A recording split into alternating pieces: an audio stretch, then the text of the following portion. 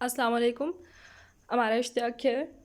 Today we are going to discuss political and constitutional phases from 1947 to 1958.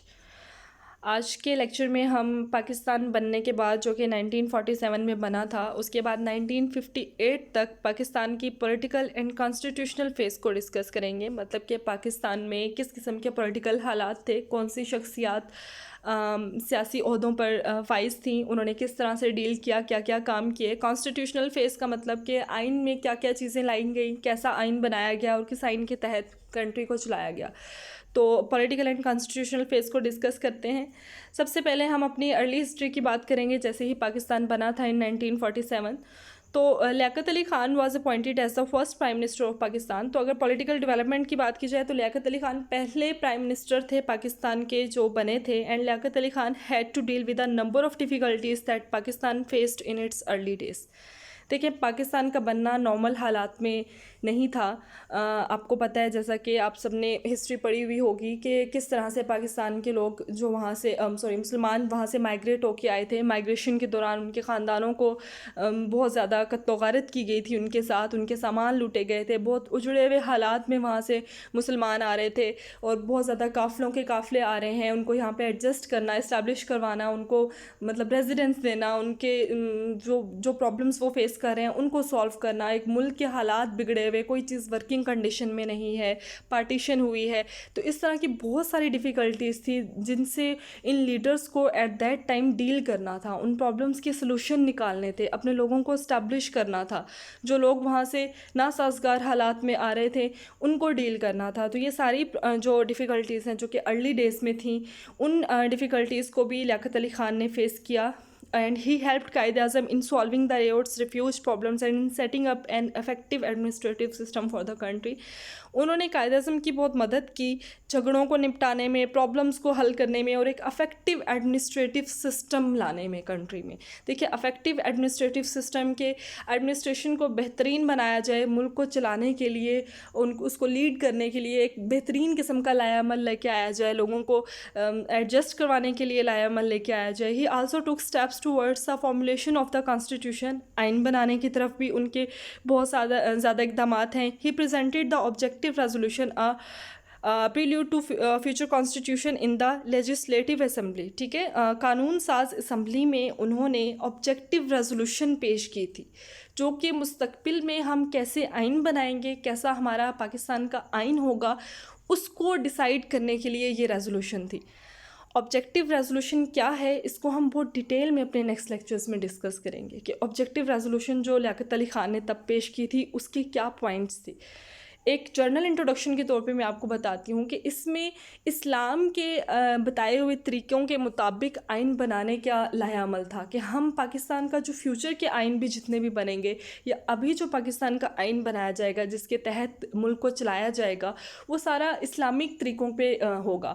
Pakistan एक democratic country होगी, जमहूरी मुल्क होगा, जहाँ पे अवाम की राय के ज़रिए से फ़ैसले किए जाएंगे और जहाँ पे जो है अल्लाह ताला के बताए हुए तरीक़ों के मुताबिक जो है इस मुल्क को चलाया जाएगा. तो ये ऑब्जेक्टिव रेजोल्यूशन थी जो कि लियाकत अली ख़ान ने फ़र्स्ट टाइम पेश की थी.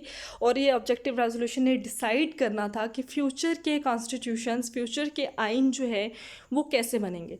तो कानून साज असम्बली में, लेजिस्लेटिव असम्बली में उन्होंने ये ऑब्जेक्टिव रेजोल्यूशन पेश की थी. ये बहुत इंपॉर्टेंट पॉइंट है तब की पॉलिटिकल फेज़ का, कॉन्स्टिट्यूशनल फेज़ का. India and Pakistan agreed to resolve the dispute of Kashmir in a peaceful manner through the efforts of the United nation.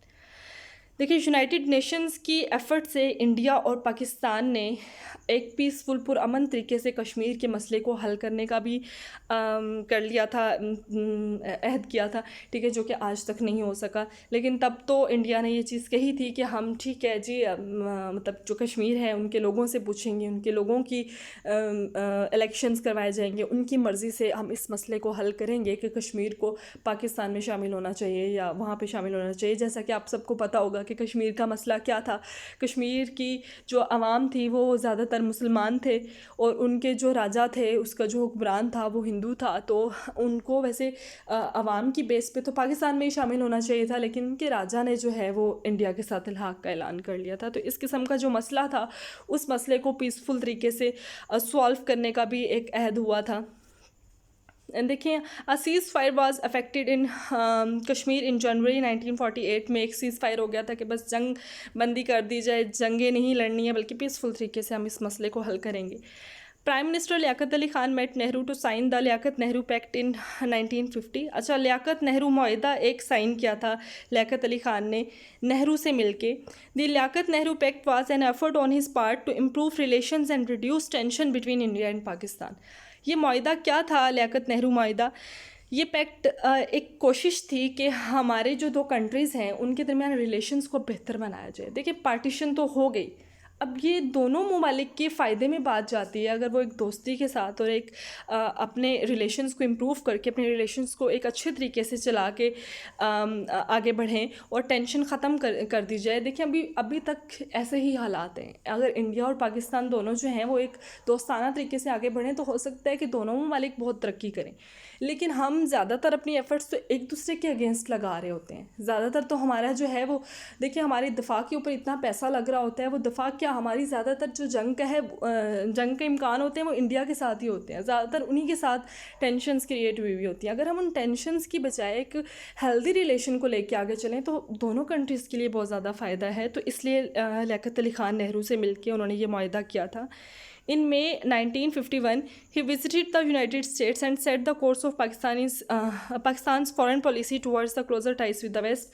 اچھا, فورن پالیسی کے باقی ممالک کے ساتھ انہوں نے کس قسم کے ان کے ریلیشنز ہوں گے یہ بھی انہوں نے ڈیسائیڈ کیا. یونائٹڈ اسٹیٹس کو وزٹ کیا مئی 1951 میں. اچھا, establishment of National Bank of Pakistan in November 1949 and the installation of a paper currency mill in Karachi. اچھا, یہ بھی دو امپورٹنٹ کام ہوئے تھے ان کے ایرا میں کہ ایک تو نیشنل بینک آف پاکستان بنایا گیا, پاکستان کا بینک بنایا گیا نومبر 1949 میں, اور اس کے بعد پیپر کرنسی مل کو انسٹال کیا گیا کراچی میں. امپورٹنٹ کام ہے اس ایرا کے. لیاقت Ali Khan was unfortunately assassinated آن اکتوبر 16, 1951. اچھا, لیاقت علی خان جو کہ پہلے پرائم منسٹر تھے, پاکستان کو اسٹیبلش کروانے میں ان کے بہت سارے اقدامات ہیں, پاکستان کے اندر مطلب بہت زیادہ خدمات ہیں ان کی. ان کو انفارچونیٹلی جو ہے راولپنڈی کے کمپنی باغ میں قتل کر دیا گیا تھا, شوٹ کیا گیا تھا ان کو. تو اکتوبر 16, 1951 میں وہ اسیسینیٹ ہو گئے تھے. اچھا جی, آبجیکٹیو ریزولوشن کیا ہے جو کہ لیاقت علی خان نے آئین کو بنانے کے لیے دی تھی, یہ کانسٹیٹیوشنل فیس میں آ جائے گا کہ objective resolution was presented in the constituent assembly by the Liaquat Ali Khan on March 7, 1949. یہ آبجیکٹیو ریزولوشن انہوں نے آئینی اسمبلی کے اندر جو ہے پیش کی تھی. اور یہ آبجیکٹیو ریزولوشن کیا تھی؟ This resolution was ultimately passed on March 12, 1949. اچھا, یہ پاس بھی ہو گئی تھی یہ resolution. Its importance can be ascertained from the fact that it served as preamble for the constitutions of 1956, 1962 and 1973. اچھا, جیسا کہ میں آپ کو پہلے بھی انٹروڈکشن تو دے چکی ہوں, ڈیٹیل میں ہم آگے پڑھیں گے کہ آبجیکٹیو ریزولوشن تھی کیا. اس ریزولوشن میں اس میں بتایا گیا تھا اس قرارداد میں کہ کس طرح سے ہم نے پاکستان کا آئین بنانا ہے. جتنے بھی پاکستان کے آئین بنے ہیں 1956 کا آئین, 1965 کا آئین, 1973 کا آئین, یہ سارے آپ پاک اسٹڈیز میں اپنی چھوٹی کلاسز میں پڑھتے آئے ہوں گے یہ تمام آئینس. تو یہ آئینس کو بنانے کی جو بیس تھی, کن اصولوں پہ ان کو بنانا ہے, اس سے ریلیٹڈ تھی یہ آبجیکٹیو ریزولوشن. یہ آبجیکٹیو ریزولوشن ہمیں بتاتی تھی کہ ہم نے فیوچر میں بھی اور اب بھی پاکستان کا آئین کیسے بنانا ہے. اور اس ریزولوشن میں تھا کہ ہم نے اسلامک وے سے اور اللہ تعالیٰ کے بتائے ہوئے طریقوں کے مطابق اپنے اصول بنانے ہیں, اور ان آئینس پہ اور ان اصولوں پہ ہم نے اپنا پاکستان جو ہے وہ چلانا ہے.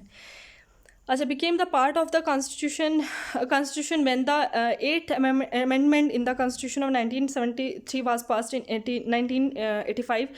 اچھا, یہ آئین کا حصہ بن گئی تھی جب 8ویں امینڈمنٹ کی گئی تھی کانسٹیٹیوشن آف 1973 میں. 1973 کے آئین میں جب ایک تبدیلی کی گئی تھی تو اس میں یہ آئین کا حصہ بنا دی گئی تھی یہ objective resolution.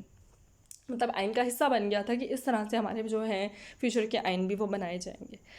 So that was all about today's lecture. If you have any question, you can drop it in your WhatsApp group. Allah Hafiz.